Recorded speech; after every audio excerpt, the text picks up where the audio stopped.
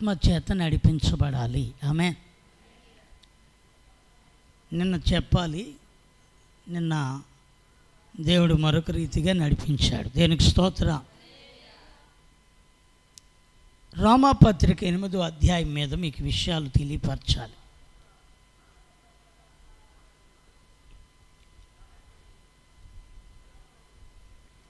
క్రీస్తు యేసునందున్న వారికి ఏ శిక్షా విధియు లేదు అని.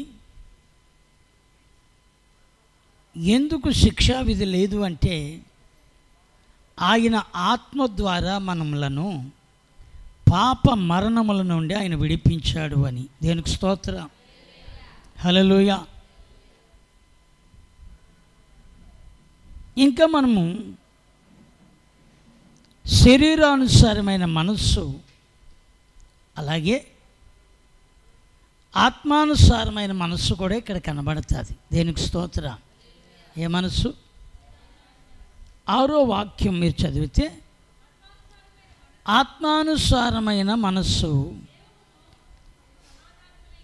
జీవమును సమాధానమునై ఉన్నది.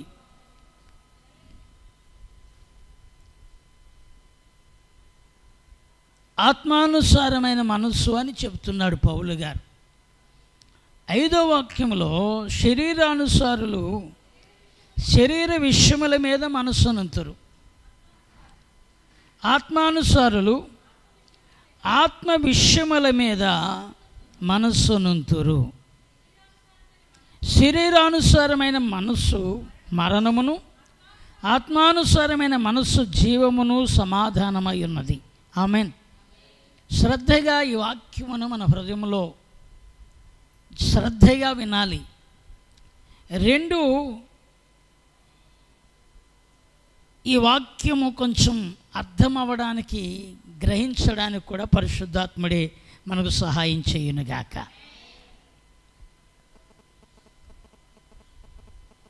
ఇప్పుడు నేను అంటాను, మనమందరము ఎవరి యొక్క రక్తములో కడగబడ్డాము? కడగబడ్డామా?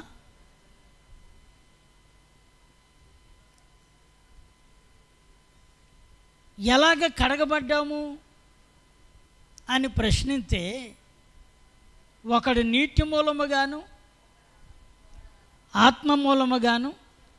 ఇప్పుడు మనం అందరము నీటి మూలముగా కడగబడ్డాం. స్తోత్రం. ఎలాగా? బాప్తిస్మము ద్వారా మనము నీటి మూలంగా కడగబడ్డాం. అయితే రెండో ప్రక్రియ ఏంటి అంటే, ఆత్మ చేత నడిపించబడ్డాం. స్తోత్రం. ఎవరి చేత? ఆత్మ చేత నడిపించబడాలి. అంటే గత కాలంలో ప్రభువుని ఎరగనప్పుడు మనం ఇష్టానుసారంగా నడిచాం.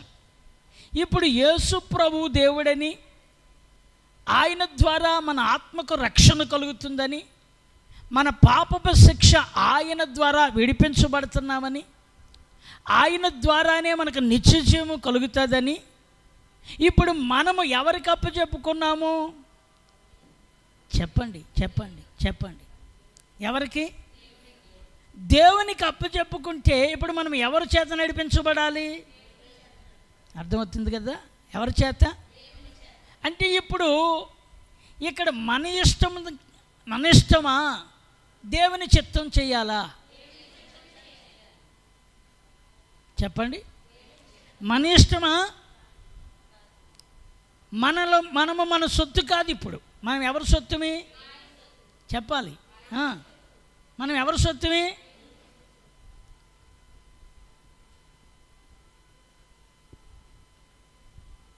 మీ దగ్గర నుంచి ఇప్పుడు ఒక రకంగా చెప్పాలంటే, మనం ఇంతవరకు అపవాది యొక్క చెరలోను, పాపపు కట్లలోను, దుష్ట సాంగత్యములోను, దుర్నీతిలో ఉన్న మనలను ఆయన ప్రాణం పెట్టుడు ద్వారా ఆయన మనను తన సొత్తుగా చేసుకున్నాడు. ఆమేన్. అర్థమైందా? తన సొత్తుగా చేసుకున్న తర్వాత ఇప్పుడు మనము మన సొత్తు కాదు. ఎవరి సొత్తు? మనము. అర్థమవుతుందా? మనము మన సొత్తు కాదు, మనము దేవుని సొత్తు. ఇప్పుడు దేవుని సొత్తు అయినప్పుడు ఎవరు చెప్పినట్లుగా చేయాలి? అది స్తోత్రం. ఆయన చెప్తున్నాడు, మీరు శరీర సంబంధమైన వారు కాదు ఇప్పుడు. హల్లెలూయా. ఇప్పుడు ఈ శరీరం ఉన్నా దీని ఇచ్చలు నెరవేర్చడం కాదు. ఇప్పుడు ఆయన ఆత్మ చేత మనం ఏం చేయబడాలి? స్తోత్రం. అందుకే వాక్యం ఏం చెప్తుందంటే, దేవుడు ఆత్మయ్యి ఉన్నాడు కనుక ఆయన ఆరాధించేవారు ఆత్మతోనూ సత్యముతోనూ ఏం చేయాలి? ఆరాధించాలి. మనమందరము శరీర సంబంధులమై ఉన్నప్పుడు ఆయన యొక్క ఉచితమైన కృప ద్వారా కల్వరిలో ఆయన చిందించిన రక్తము దగ్గరికి మనం వచ్చి మనము ఆయన కృపను బట్టి మనం నీతిమంతులుగా మార్చబడ్డాం. ఎఫెసీ పత్రిక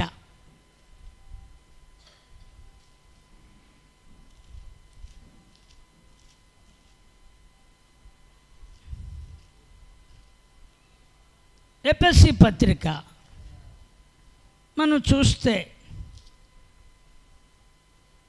2వ అధ్యాయం 1వ వచనం, మీరు అపరాధముల చేతను పాపముల చేతను మీరు చచ్చిన వారై ఉండగా ఆయన మిమ్మలను క్రీస్తుతో కూడా మిమ్మలను అంటే అర్థం ఎవరిని? మనలను. స్తోత్రం. ఆయన భూమి మీదకి వచ్చిన తర్వాత, శరీరాన్ని ధరించి భూమి మీదకి వచ్చిన తర్వాత అప్పటి నుండి ఇప్పటి వరకు కూడా ఆ రక్తము ప్రతి ఒక్కరిని రక్షించింది. దేనికి స్తోత్రం. మీరు అపరాధముల చేతను పాపముల చేతను చచ్చిన వారై ఉండగా ఆయన మిమ్మల్ని క్రీస్తుతో కూడా ఏం చేశాడు? ఇంకా మనం చూస్తే 3వ వచనం, మీరు ఎలా చదవాలంటే, మనమందరము శరీరము యొక్కయు మనసు యొక్కయు కోరికలను నెరవేర్చుకొనుచు మన శరీరాశులను అనుసరించి మునుపు ప్రవర్తించుచు కడమవారి వలె స్వభావ సిద్ధముగా దైవోగ్రతకు పాత్రులమై ఉంటిమి. అయినను దేవుడు కరుణా సంపన్నుడై ఉండి మనము మన అపరాధముల చేత చచ్చిన వారమై ఉండినప్పుడు సైతము మన ఎడల ఆయన మన ఎడల చూపిన తన మహాప్రేమ చేత ఎదుగో మనలను క్రీస్తుతో కూడా బ్రతికించను. ఇంకా కృపచేతనే మీరు రక్షించబడ్డారు.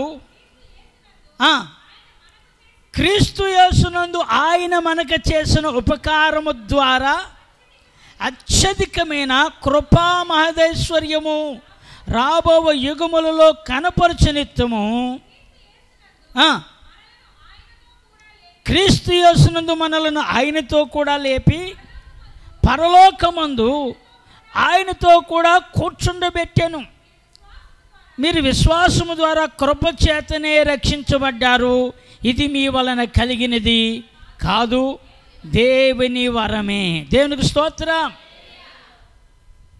మీరు గమనింతే అపోస్తలుడైన పౌలు గారు ఎఫెసీ సంఘానికి రాస్తూ ఎఫెసీలో ఉన్న పరిశుద్ధులకు, ఎఫెసీలో ఉన్న విశ్వాసులకు చెప్తున్న, ఆ యూదులకు చెప్తున్న మాట ఏంటయ్యా అంటే, ఇదిగో మనమందరము అపరాధముల చేతను పాపముల చేతను చచ్చిన వారమై ఉండగా.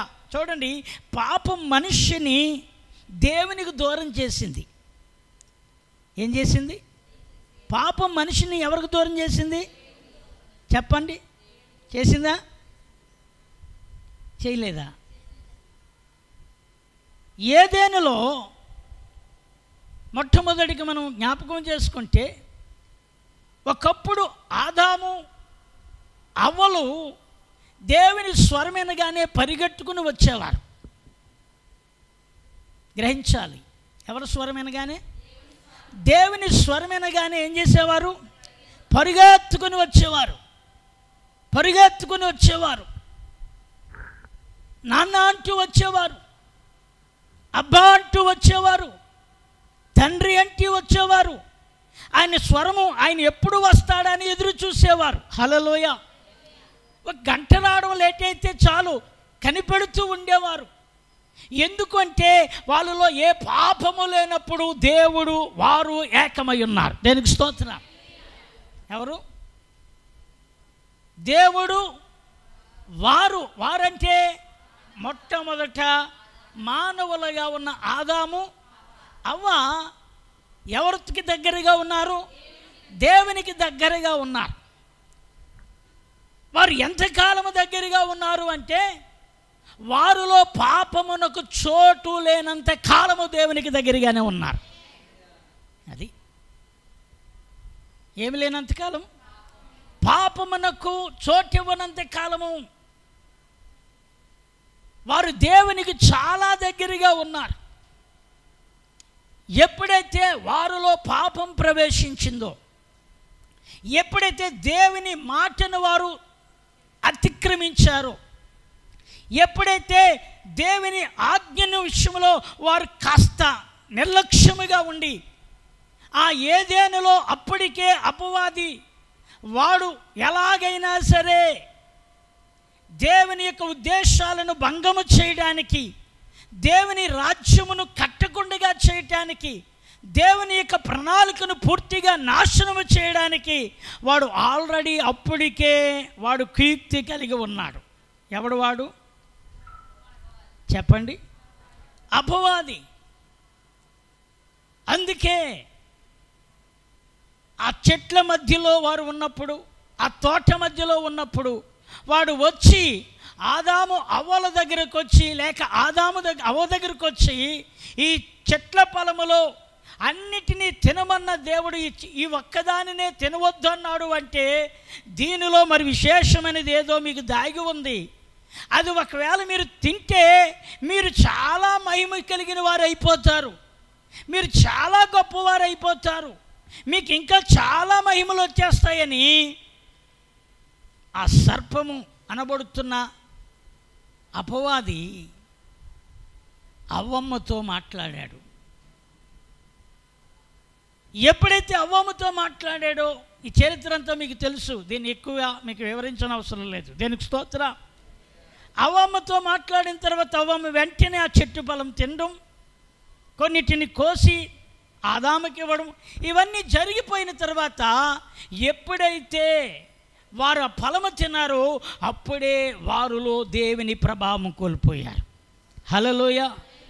అప్పుడే దేవుని యొక్క సన్నిధిని నిలవడానికి వారు భయస్థులుగా మారిపోయారు. యథావిధిగా దేవుని స్వరం ఇప్పుడు వినబడుతుంది, అదృశ్యుని స్వరం వినబడుతుంది, మహిమా స్వరూపి స్వరం వినబడుతుంది. వాళ్ళు ఎప్పుడైతే ఆదామా అని పిలవగానే పరుగొట్టుకుని వచ్చేవాళ్ళు ఇప్పుడు వారు చెట్ల మధ్యలోకి పరిగెడుతున్నారు. వారు దేవునికి మరుగు చేసుకుంటున్నారు, దేవుని ఎదుటికి రాలేకపోతున్నారు. దేవుని ఎదుటి వచ్చి మాట్లాడడానికి బదులుగా వారు ఒకరి మీద ఒకరు ఫిర్యాదులు మొదలెట్టారు. అప్పుడే హల్లెలూయా. ఒకరిని ఒకరు ద్వేషించుకోవడం మొదలెట్టారు, ఒకరినొకరు కించపరుచుకోవడం మొదలెట్టారు. ఇప్పుడు ఎదురుగుంటా రావడానికి ఏమడ్డొచ్చింది తెలుసా? చెప్పండి, ఏమడ్డొచ్చింది? పాపం మనిషిని ఎవరికి దూరం చేసింది? దేవునికి దూరం చేసింది. అందుకే పాపి అయిన మనుష్యుడు దేవునిని చేరడానికి సరిపోకే మరలా ఆయనే ఇప్పుడు మధ్యవర్తిగా వచ్చేసాడు. స్తోత్రం. ఆయనే శరీరాన్ని ధరించుకొని అనాది కాలములో ఏ పాపమైతే మనుషుల్ని ఏలుబడి చేస్తూ దేవునికి దూరం చేస్తుందో అదే పాపాన్ని పూర్తిగా ఆయన కృపచేత ఇది మనకి ఇవ్వడానికి వచ్చేసాడు. అది అందుకే పౌలు గారు అన్నారు, ఇది కృపచేతనే తప్ప ఇది మీ వలన కలిగినది. అది మనము సహజంగా పాపులమే, కానీ మన పాపాన్ని మనం పరిహరించుకోవటం మనకు వల్ల కాదు. అది మనకు ఏమాత్రము సాధ్యము కాదు. కనుకనే ఆయన ద్వారానే మనకి కనికరం వచ్చి, ఆయన ద్వారానే కృప విస్తరించి మన పాపాలకు పరిహారం చేసి ఇప్పుడు ఆయన మనల్ని ఆత్మ సంబంధమైన వారిగా మార్చాలనుకున్నాడు. స్తోత్రం. ఇప్పుడు ఎప్పుడైతే మనం ఆయనని కలిగి ఉన్నామో, ఎప్పుడైతే నీటి బాప్తిస్మం కలిగిందో, ఇప్పుడు మనం ఎందులోకి నడిపించబడాలి? ఆత్మ చేత నడిపించబడాలి. అంటే ఇప్పుడు మనం ఎవరి సొత్తు చెప్పాలి? ఇప్పుడు ఎవరి సొత్తు అండి? దేవుని సొత్తు. మరి దేవుని సొత్తు అయిన తర్వాత ఇప్పుడు మన ఇష్టం జరగాల, దేవునికి చిత్తానుసారంగా నడవాలా? చెప్పరే? దేవుని చిత్తానుసారంగా నడవాలి. ఇప్పుడు దేవుని చిత్తానుసారంగా అంటే ఇప్పుడు మనలో ఎవరు నడిపించాలి? మనల్ని ఆయన ఆత్మ నడిపించాలి. హల్లెలూయా. మీరు ఇంకా అదే 8వ అధ్యాయంలో, రోమాపత్రిక అదే 8వ అధ్యాయంలో ఇంకా కొంచెం మనం జాగ్రత్తగా చూస్తే, శరీర సంబంధమైన 6వ వచనం మరలా 5వ వచనం చదవండి. శరీరానుసారులు శరీర విషయముల మీద ఏం పెడతారు? మనస్సును ఉంచుతారు. ఆత్మానుసారులు ఆత్మానుసారమైన వాటి మీద ఏముంచాలి? మనస్సు ఉంతురు. శరీరానుసారమైన మనస్సు ఏమో మరణమును, ఆత్మానుసారమైన మనస్సు జీవమును అనుగ్రహిస్తుంది. దేనికి స్తోత్రం. మీరు గమనింతే, శరీరానుసారమైన మనస్సు ఏం తెచ్చిపెట్టింది? ఆదాము అవ్వలకు ఏం తెచ్చిపెట్టింది? మరణమును తెచ్చిపెట్టింది. అందుకే ఆదామా, అవ్వ, మీరు నేల నుండి తీయబడి కనుక మీరు మళ్ళీ ఏమైపోతారు? మన్నైపోతారు. అయితే ఇంకోటి, ఈ మన్ను కాదు, ఆత్మానుసారమైన శరీరానుసారమైన మనస్సు మరణానికి తీసుకుని వెళ్తే, ఆత్మానుసారమైన మనస్సు జీవములోనికి నడిపించడానికి ఇప్పుడు మనము శరీరముతో ఉన్న దేవుని ఆత్మచేతనే నడిపించబడాలి. దేవునికి స్తోత్రం.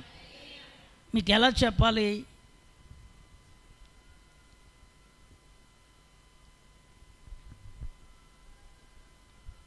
ఒక మాట మీకు కొంచెం అర్థం అవ్వడానికి, మనం యెహోషువ కోసం చెప్పుకుంటూ వచ్చాం. యెహోషువతో దేవుడు ఏం చెప్పాడు?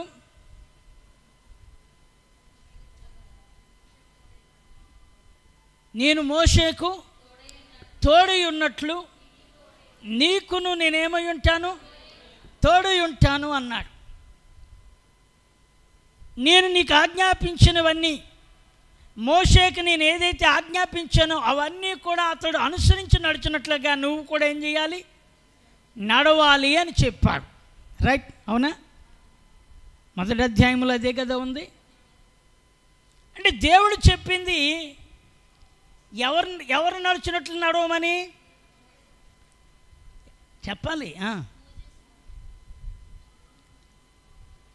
మోషే ఎలాగైతే నడిచాడో అలాగే నడవమన్నాడు. మోషే ఎలా నడిచాడు? మోషే ఎలా నడిచాడు? శరీర సంబంధంగా నడవలేదు, ఆత్మానుసారంగా నడిచాడు. దానికి పౌలు గారు ఎబ్రీ పత్రికలో చెప్పిన మరొక అద్భుతమైన మాట, మోషే పెద్దవాడైనప్పుడు ఐగుప్తు ధనము కంటెను క్రీస్తు నిమిత్తమైన నింద గొప్ప భాగ్యమని ఎంచుకొని అల్పకాలము పాపభోగము అనుభవించుట కంటే దేవుని ప్రజలతో శ్రమ అనుభవించుట మేలని యోచించి ఫరో కుమార్తె యొక్క కుమారుడును అనిపించుకున్నట్టుకి ఎంత మాత్రము కూడా అతడు ఒప్పుకొనలేదు. ఎందుకనగా ఆయన కలుగుబోవు బహుమానమును ఎందు ఏముంచాడట? దృష్టి ఉంచెను అని ఉంది. దేనికి స్తోత్రం. అంటే ఇప్పుడు మోషే ఈ లోకములో ఎన్నో అతనికి అనుకూలమైనవి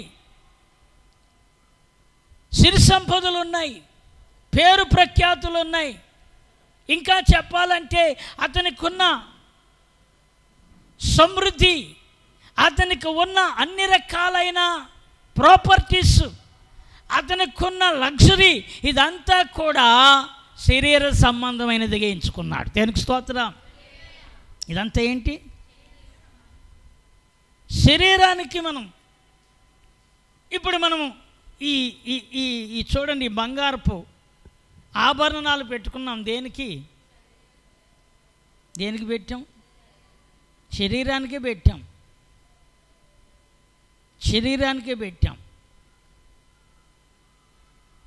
ఈ శరీరానికి పెట్టినవి తాత్కాలికమైనవి. ఎందుకంటే శరీరం ఎక్కడికి వెళ్ళిపోతుంది? మట్టిలోకి వెళ్ళిపోతుంది. ఈ ఆత్మ ఎక్కడికి వెళ్తుంది? దేవునికి స్తోత్రం. ఆత్మ ఎక్కడికి వెళ్తుంది?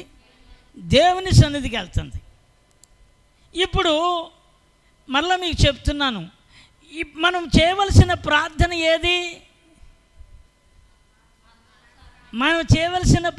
ఏది? మనం దేవుని అడగవలసిన విలువైన ఏవి? భూమి మీదయా దేవుని ఎదుట నిలవడానికి కావలసిన ఆత్మ సంబంధమైన తలాంతులా? స్తోత్రం. ఏ తలాంతులు?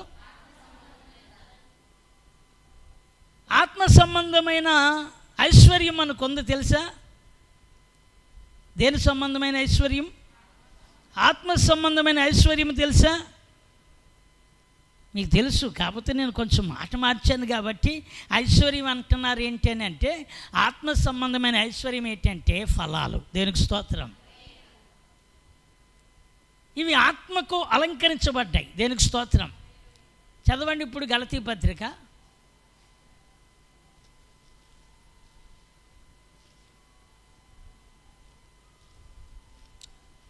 గలతీ పత్రిక మీరు చదివితే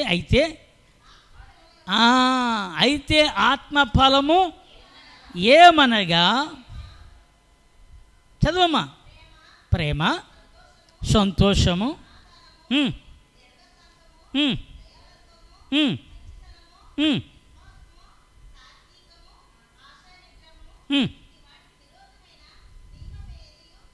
దేవునికి స్తోత్రం చెబుదాం. ఇవి ఆత్మ సంబంధమైన ఐశ్వర్యం. ఆమెన్. ఇదేంటి? ఆత్మ సంబంధమైన ఐశ్వర్యం. ఏ ఐశ్వర్యం ఇది? ఇది ఎక్కడ ఉన్నది? ఇది పైకి కనబడదు. ఇది ఎక్కడ ధరించుకోవాలి? హలో, ఇక్కడే ఉన్నారా? ఇవి ఆత్మ సంబంధమైన ఐశ్వర్యం. దేవునికి స్తోత్రం.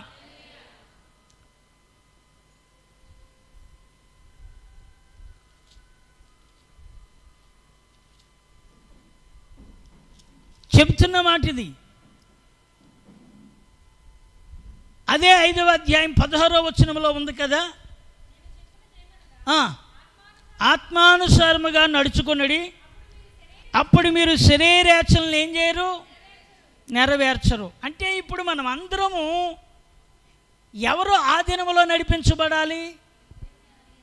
ఆత్మ. ఆత్మ ఎవరిది? దేవునిది. దేవునికి స్తోత్రం. ఆత్మ ఎవరిదండి? దేవునిది. దేవుడే. ఆమెన్. దేవునిది ఏముంది? ఆత్మ ఎవరు? దేవుడే.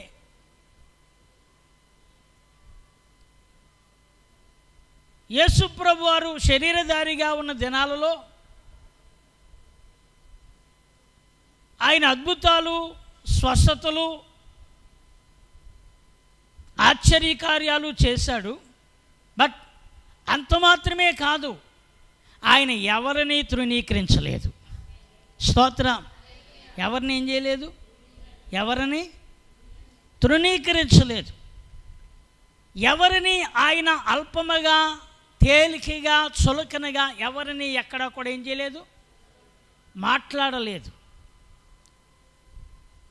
అందరి దృష్టిలో హేయముగా కనబడిన సమరయ స్త్రీని కూడా ప్రేమించాడు. దేనికి స్తోత్రం చెప్పండి.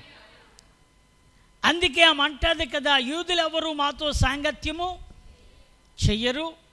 నువ్వు యూదుడు అయ్యుండి నీళ్ళు అడుగుతుంటే ఎవరైనా ఇలాగ ఇక్కడ నన్ను నీళ్ళు అడగడం చూస్తే నిన్ను కూడా వాళ్ళు సమాజంలో నుండి వెలివేస్తారు అని చెప్పింది. హల్లెలూయా. ఎవరిని? ఎవరిని గురించి చెప్పింది ఆమె? యేసు ప్రభుతో చెప్పింది. ఎందుకంటే మేము ఎవరమే?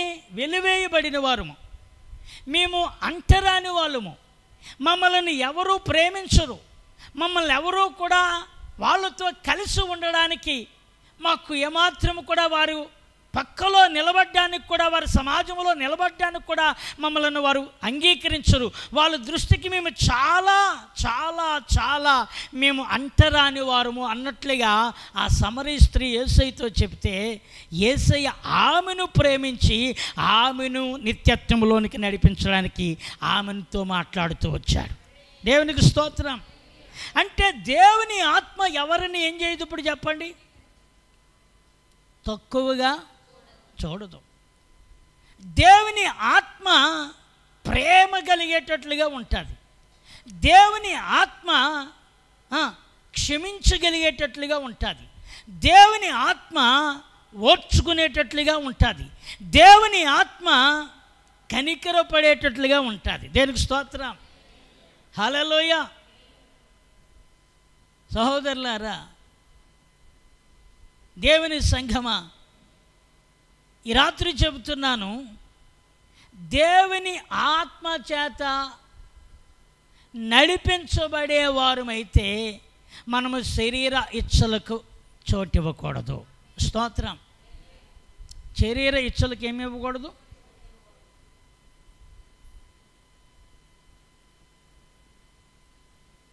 పగ పెంచుకోవడం ఎవరిదది? పగ పెంచుకునేది ఎవరి స్వభావం? శరీర స్వభావమా కాదా? అవునా? పగ పెంచుకునేది ఏ స్వభావం? శరీర స్వభావం కాదా?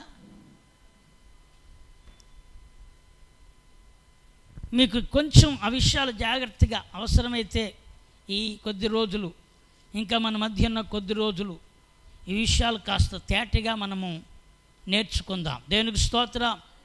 హల్లెలూయా. మీరు గమనించండి, ఆత్మానుసారంగా నడుచుకునడి, అప్పుడు మీరు శరీరేచ్ఛను ఏం చేయరు? నెరవేర్చరు. మరలా గుర్తు చేసుకోండి. ఎలా నడుచుకోండి? ఆత్మానుసారంగా నడవండి, అప్పుడు మీరు దేన్ని నెరవేర్చరు?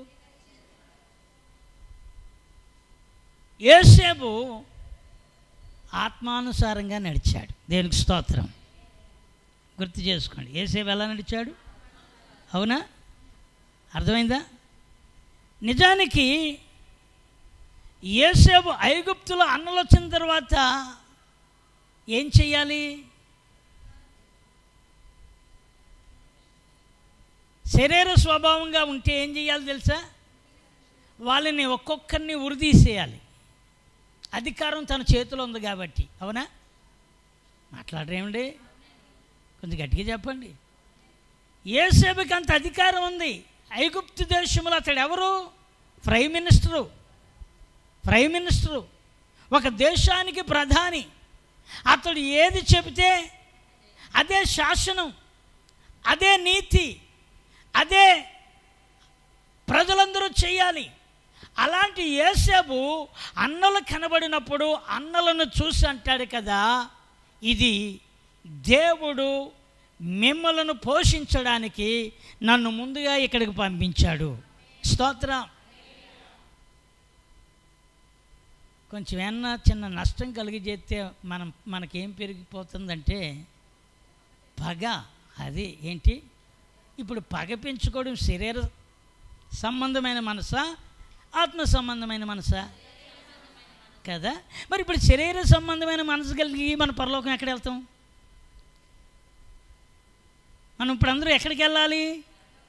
మరి పరలోకం వెళ్ళాలంటే ఏ మనసు కలిగి ఉండాలి? ఆత్మ ఎవరిది? మరి దేవుని ఆత్మ మనకుంటే మనము ఎవరికి దాసులం అవ్వాలి? దేవునికి దాసులమైతే ఇప్పుడు మనం కత్తి మన చేతిలో అవసరత లేదు. దేనికి స్తోత్రం. కర్ర కూడా మనకి అవసరం లేదు. విరోధ సంబంధమైన ఏవి మనకి అవసరం లేదు. ఎందుకంటే ఒకవేళ మనకు వాళ్ళు ఎంత కీడు చేసినా అది దేవునికి అప్పచెప్పి దేవుని మనసు మనం కలిగి ఉండడానికి. అది దేనికి స్తోత్రం. ఆత్మచేత నడిపించబడ్డం అంటే కొందరు ఏమనుకుంటారంటే భాషలు వచ్చేసాయి ఇక చాలు అనుకుంటారు. ఏమొచ్చేసాయి భాషలు వచ్చేస్తాయి. భాషలు నీకే కాదు, దెయ్యాలు కూడా మాట్లాడేస్తాయి. హలో, అర్థమవుతుందా? భాషలు ఎవరు మాట్లాడతారు చెప్పరా? భాషలు ఎవరు మాట్లాడతారు? పోనీ ఇది దేవుని భాష నీకు ఎలా తెలుస్తుంది? పోనీ ఎవరో భాషలు మాట్లాడుతున్నారండి, పక్క వాళ్ళు ఎవరో మాట్లాడుతున్నారు, ఇది దేవుని భాష నీకన్నా ఐడెంటిఫికేషన్ ఏంటి చెప్పాలి? ఐడెంటిఫికేషన్ ఏంటి? ఖచ్చితంగా వీళ్ళు దేవుని ఆత్మ కలిగి ఉన్నారు అని చెప్పడానికి ఐడెంటిఫికేషన్ ఏంటి?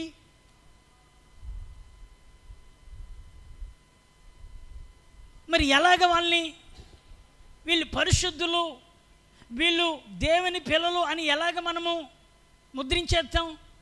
భాషలు వచ్చేసాయని ఏం చేస్తాం మనం కొన్నిసార్లు? చెప్పరేమండి, మాట్లాడండి, నేర్చుకుందాం వాక్యం. మనం ఇలాగే కొన్నిసార్లు మోసపోతూ ఉంటాం. హల్లెలూయా. మీ ఇంటికి ఎవరో వస్తారు, ఏ పక్కల్లో వస్తారు, ఎక్కడి నుంచి వస్తారు, భాషలు మాట్లాడితే అమ్మ బాబు మా పాస్టగారే భాషలు మాట్లాడలేదు, ఈవిడే భాష మాట్లాడేస్తుంది, ఈ బ్రదర్ అండి భాషల్లోనే ప్రార్థన చేసేస్తున్నాడండి అంటాం. ఏంటిలోని? ఎందులోని? నీకు అర్థం కాని భాష ఏదైనా వ్యర్థమే. హల్లెలూయా. మీకు ఇంకో మాట చెప్తాను. అపోస్తులు భాషలు మాట్లాడారు 120 మంది. ఎవరు మాట్లాడారా? అపోస్తుల కార్యాలు భాషలు మాట్లాడారా లేదా? పెంతెకొస్తు పండగ దినాన్ని ఏం మాట్లాడారు? భాషలు మాట్లాడారు కదా. డౌటా? మాట్లాడారంటారా లేదంటారా? డౌటా? చూడండి,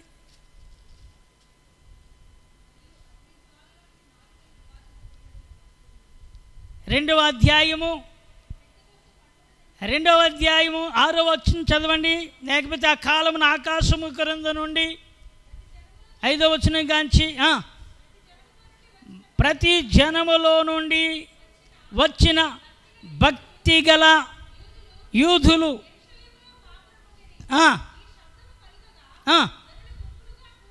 ఈ శబ్దము కలుగుగా జనులు గుంపులుగా కూడి వచ్చి ప్రతి మనుషుడు తన స్వభాషతో వారు ఏం చేస్తున్నారు? ఎవరు స్వభాషతో మాట్లాడుతున్నారు? చెప్పాలి. ఎవరు స్వభాషది?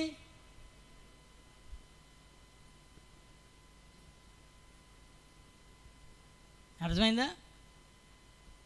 వాళ్ళది కాదు ఆ భాష. ఎవరిది కాదు? అపోస్తులది కాదు భాష. కానీ ఎవరి భాషలో మాట్లాడుతున్నారట?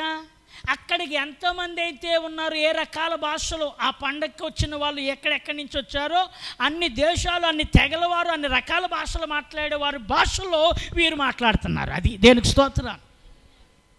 అర్థమైందా? చూడండి, మరలా చూడండి. ఒకవేళ ఆ విషయంలో కొంచెం మనం కన్ఫ్యూజ్ అయితే మరలా ధ్యానం చేద్దాం. దేనికి స్తోత్రం.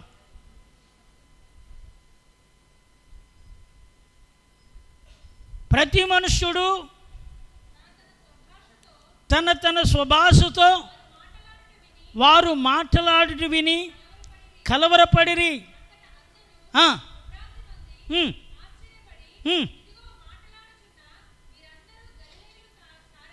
ఇదిగో వీళ్ళు గలిలయులు కాదా అంటున్నారు. దేనికి స్తోత్రం. అంటే గలిలయులు కాదా అంటే అర్థం ఏంటంటే వాళ్ళు మాట్లాడుకునే ఆ పల్లె భాష తప్ప, మత్స్యకారులు మాట్లాడుకునే భాష తప్ప, చేపలు పట్టుకునే వారి యొక్క భాష తప్ప అక్కడ విద్యావంతులు కానీ చదువర్లు కానీ గలిలయులు ఎవరు కూడా చదువర్లు కాదు. దేనికి స్తోత్రం. అర్థమైందా? గలిలయులు ఎవరు కూడా. అందుకే చీకటి గల మరణాఛాయ దేశ నివాసుల మీద వెలుగు ప్రకాశించునని యెషయా ప్రవచనించిన ప్రవచనము ఇప్పుడు ఆయన గలిలయులకు వెళుతూ వచ్చాడు. దేనికి స్తోత్రం. హల్లెలూయా. గలిలయ తీరానా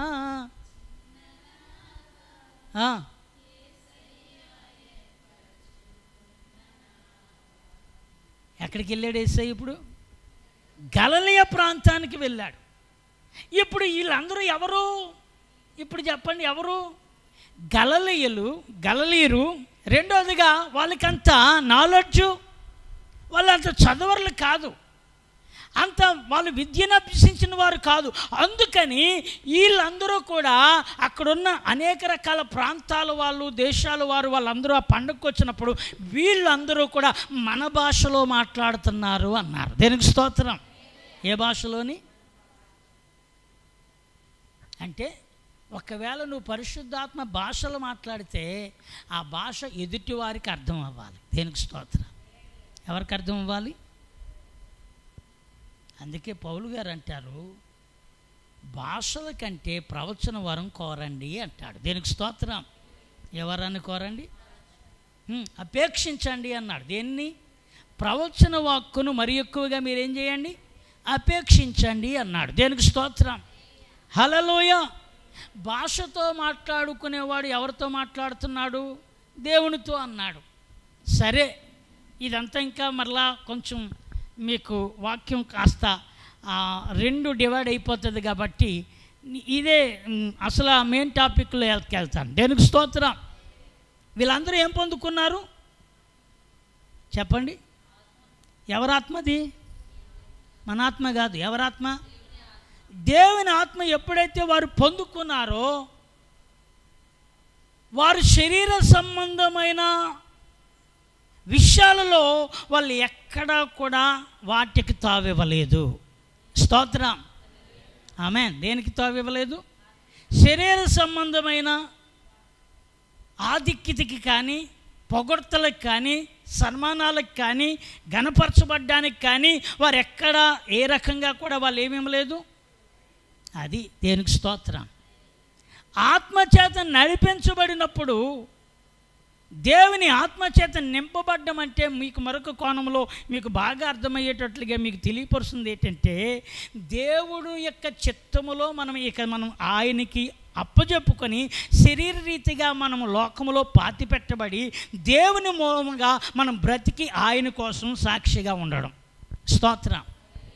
హల్లెలూయా. మీకు ఇప్పుడు గుర్తు చేస్తాను.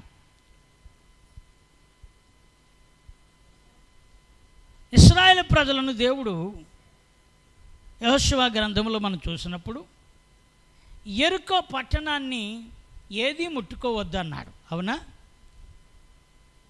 దాన్ని ఏది కూడా ఏం చేయకండి, అందులో ఏది కూడా మీరు ఆశించడానికి వీలు లేదు, అనుమతి ఇవ్వలేదు. దేవుడే చెప్పేశాడు, దేవుడే చెప్పాడు. హల్లెలూయా. మీరు యెహోషువ గ్రంథంలోనికి రండి.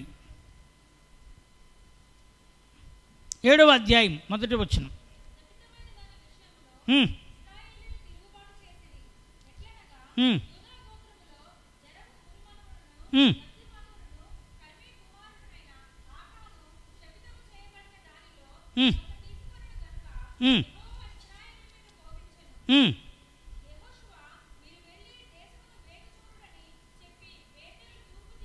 చాలమ్మా, చాలు చాలు. దేనికి స్తోత్రం.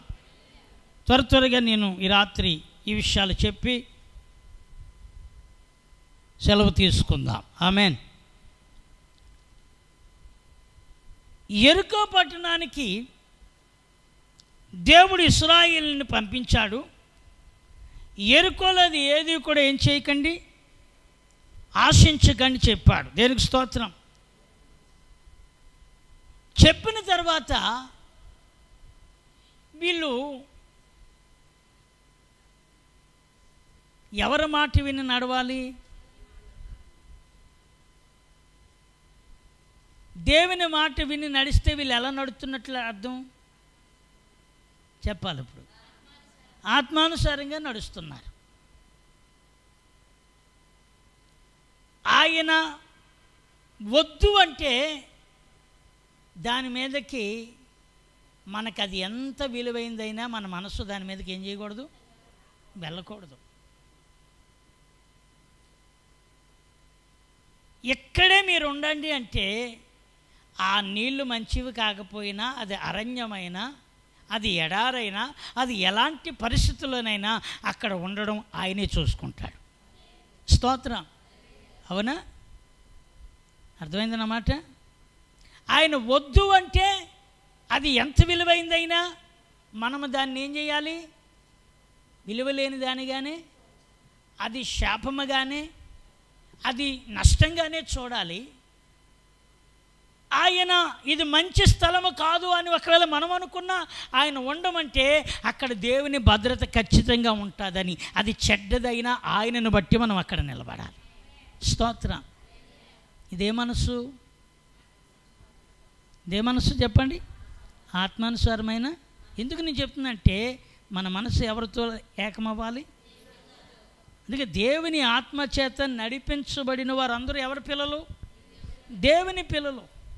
ఇప్పుడు ఆత్మచేత నడిపించబడితే ఆయన ఏదైతే చెప్పాడో అదే మనం ఏం చేయాలి? ఇప్పుడు వారి మధ్యలో అంతవరకు ఆత్మానుసారంగా నడిచిన వాడిగా ఉన్నాడు. ఎవరితడు? అది ఎవరతడు? ఆకాను అక్కడి వరకు ఎలా నడిచాడు? ఆత్మానుసారంగానే నడిచాడు. కానీ ఎప్పుడైతే ఎరుకోలో ఆ విలువైన బంగారము, పట్టు వస్త్రము, లేకపోతే వెండి ఏదైతే తన కన్నులకు అది బాగా ఆకర్షించాయో, వెంటనే వాటిని తెచ్చుకొని తన గుడారములో దాచుకొని తాను ఎవరికి దొరకకుండగా, ఎవరి మధ్యలో కూడా తాను ఏమాత్రము దేవునికి విరుద్ధమైనది తన దగ్గర లేదన్నట్లుగా అతడు అందరితోనూ కలిసి తిరుగుతున్నాడు. హల్లెలూయా. ఒక్క మాట చెప్పనా? నిన్ను నన్ను చూచుచున్నవాడు కన్నులకి ఏది మరుగైందన్నదా? నేను బూతులాడుతుంటే ఎవరికి మరుగై ఉండదు? మనకు మరుగై ఉండొచ్చు, కానీ ఎవరికి మరుగై ఉండదు? నేను ఎదుటివాని మీద పగ పెంచుకున్నాను అనుకోండి, ఎవరికి మరుగై ఉండదు?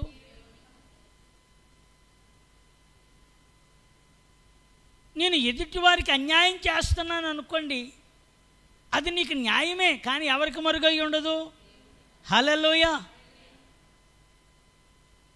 దేవునికి మరుగై ఉండదు. అందుకే దేవుడు ఎప్పుడైతే ఆకాను ఆ యొక్క దేవుని యొక్క మాటను కాదని ఏదైతే ఎరుకోలోది లోకములోది తను దాచుకున్నాడో, వెంటనే అక్కడే వాళ్ళని వదిలేశాడు. హల్లెలూయా. వెంటనే ఎవరిని వదిలేశాడు చెప్పండి? ఒక్కడ వల్ల అందరినీ వదిలేశాడు. మీరు గమనించారో లేదో?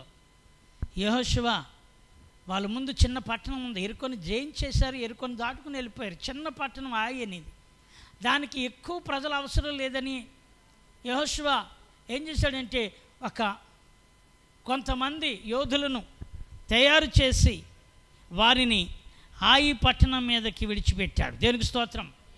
ఎంతమంది వెళ్ళారు అక్కడ యుద్ధం చేయడానికంటే? 3,000 మంది. ఎంతమంది? 3,000 మంది వెళ్ళారు.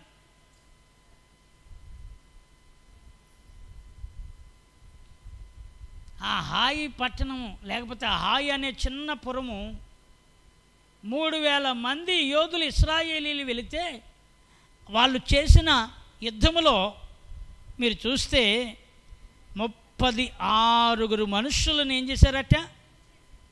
హతమ చేసేరి. ఇంకా మరియు తమ గవని యొద్ద నుండి షేబారు వరకు వారిని తరిమి మొరాదులో వారిని హతమ చేసేరి. కాబట్టి జనులు గుండెలు కరిగి నీరైపోయెను.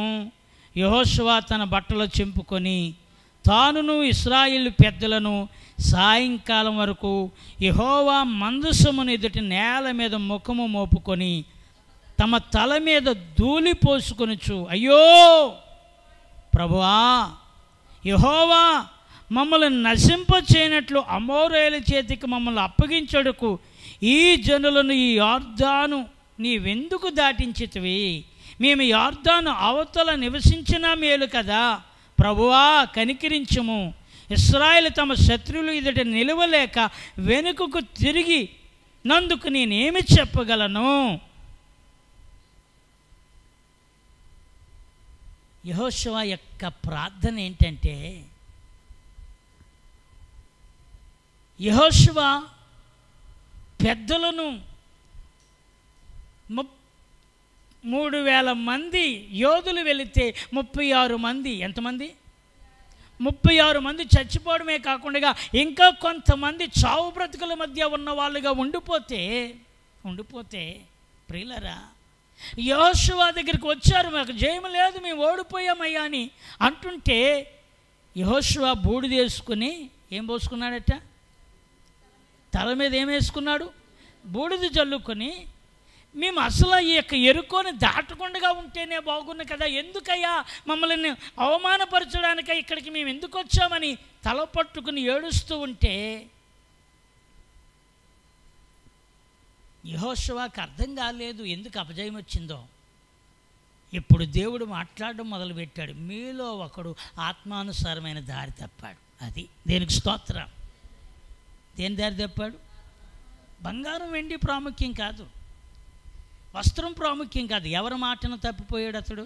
అంటే అతడు మనసు ఇప్పుడు శరీరాన్ని దాని మీద పెట్టాడా, ఆత్మ దాని మీద పెట్టాడా? మీరు చెప్పాలి. శరీరానుసారమైన మనసు వచ్చిందా, ఆత్మానుసారమైన మనసు ఉందా అతనికి?